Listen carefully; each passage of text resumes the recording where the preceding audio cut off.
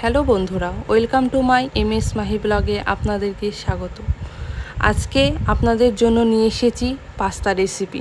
তো চলুন শুরু করা যাক। ভিডিওটা স্কিপ না করে পুরোটা দেখতে থাকুন। এখানে 200 গ্রাম পাস্তা একটা পাত্রে ঢেলে নিলাম।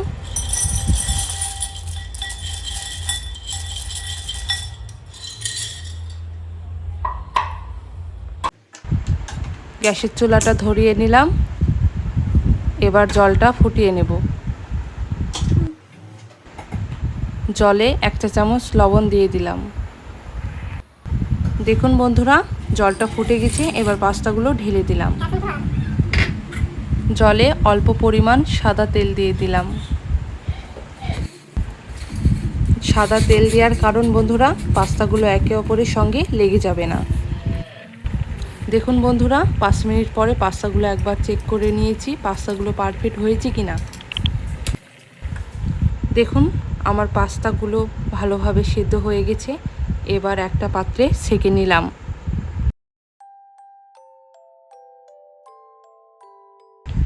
এবার গ্যাসের চুলাটা অন করে কড়াইটা বসিয়ে দিলাম।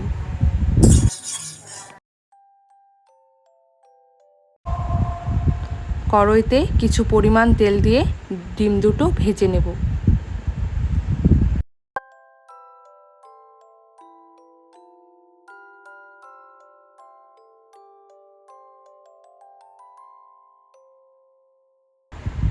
এবার হাফ চা চামচ মতো লবণ দিয়ে দিলাম।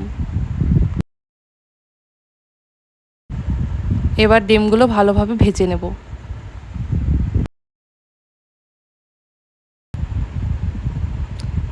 দেখুন আমার ডিমগুলো ভালোভাবে ভাজা হয়ে গেছে। এখন একটা পাত্রে তুলে নেব।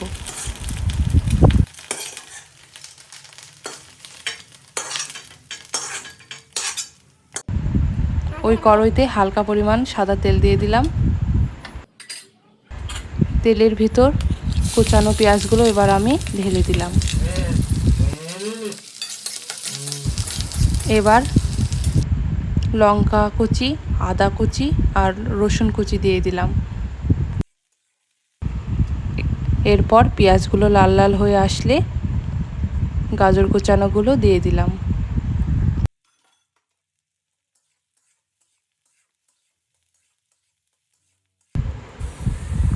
এবার স্বাদ মতো লবণ দিয়ে দিলাম।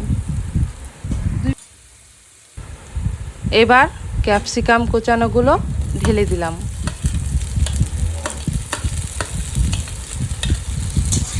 তারপরে ভালোভাবে নেড়ে নেব।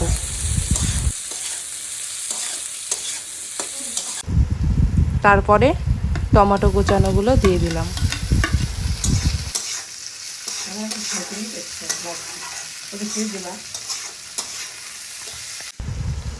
এবার জল দিয়ে 5 মিনিট ঢেকে রাখবো, যেন ভালোভাবে সিদ্ধ হয়ে যায় সবজিগুলো।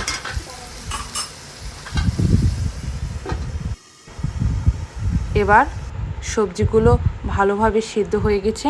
আমি হাফ চা চামচ করে ধনিয়া গুঁড়ো আর জিরে গুঁড়ো দিয়ে দিলাম।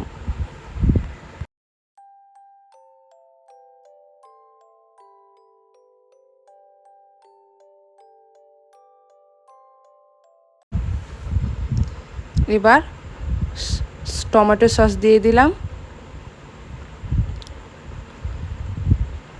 আর 1 চামচ মতো সয়া সস দিয়ে দিলাম।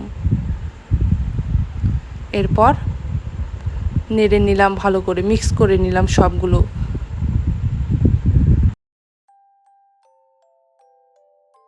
এরপর সিদ্ধ করে রাখা পাস্তাগুলো ঢেলে দিলাম। তারপরে ভালোভাবে নেড়ে চেড়ে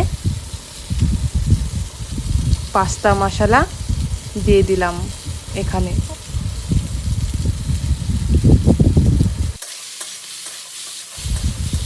এবার একটু ভালো করে মিশিয়ে পাস্তাগুলোর ভিতরে আগে থেকে ভেজে রাখা ডিমগুলো দিয়ে দিলাম। এবার 5 মিনিট মতো ভালোভাবে ভেজে নেব। আমার পাস্তা রেডি হয়ে গেছে। এবার একটা পাত্রে তুলে নেব।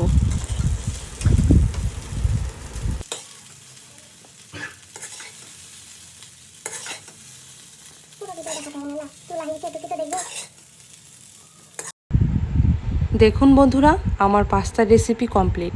খুব সুন্দর হয়েছে। আপনারাও চাইলে বাড়িতে এভাবে একবার বানিয়ে দেখতে পারেন। আশা করি ভালো লাগবে। এই রকম নতুন নতুন রেসিপি দেখতে চাইলে অবশ্যই আমার চ্যানেলটাকে সাবস্ক্রাইব করে রাখুন।